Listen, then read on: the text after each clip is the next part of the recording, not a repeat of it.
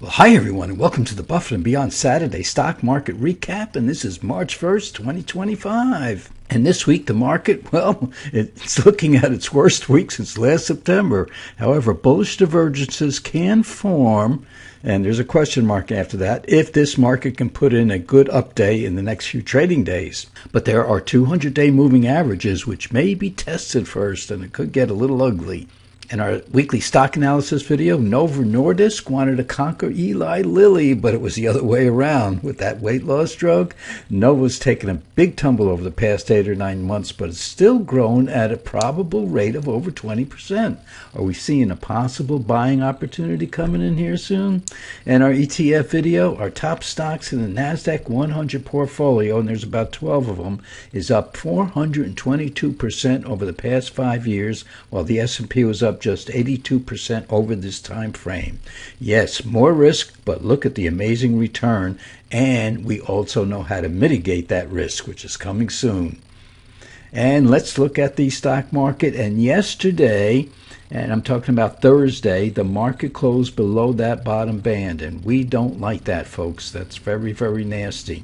But today it seems to be rebounding, and I'm recording this about an hour before the close of the market, and it looks like it wants to close within that band. That would be a good sign.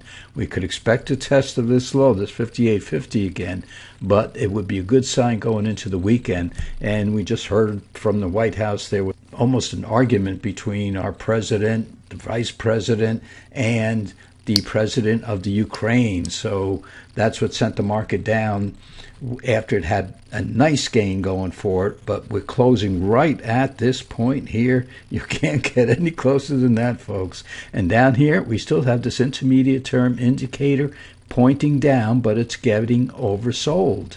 And let's look at the QQQs, and these are the candlestick charts, and you can see this double bottom right in here on this indicator. Well, that could be a bullish divergence if we can close up today and maybe Monday, because don't forget, money comes into the market on the first and second and even third trading day of the new month. So we have some impetus for usually a manic Monday, which is pretty much always a down day, but on the end of the month like this or the beginning of a new month, we may see an up day, and that could give us a little bullish divergence here. Problem is, this indicator down here is still pointing down, and that's not good, but at least it's getting oversold in here. Now let's go to the Dow, and you can see this divergence much, much better. We have this little bullish divergence in here.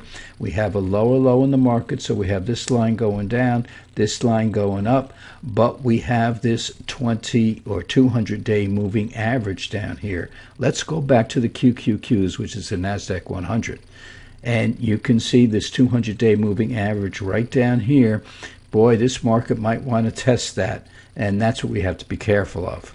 But back to the Dow Jones, you can see it's a long way down there, and no, we don't want to see it come down to that level at all, do we, folks? That could be a nasty fall in there. But this indicator down here, intermediate term indicator, is pretty much oversold, so we just might get a bounce. If the market can hold itself today and maybe Monday, this bullish divergence will, which is short term, don't forget, this is very short term up here, but it could wind up into a couple of day rally at least, and that might turn this indicator back up. That would be nice. Now, portfolio protection, this is about 12 to 15% below the market. We have about $150,000 portfolio here. We have a March put, we have an April put, we have a May put. Now this May put has doubled since we first bought it. We only bought it a couple of weeks ago, so it has doubled in price. Not by very much, but as the market comes down, these puts start gaining in value. So you don't have to hit this strike price of 520 for this put to be worth any money or to start kicking in. It starts kicking in as soon as the market starts going down. And with the uncertainty that is following this market, or I should say leading this market.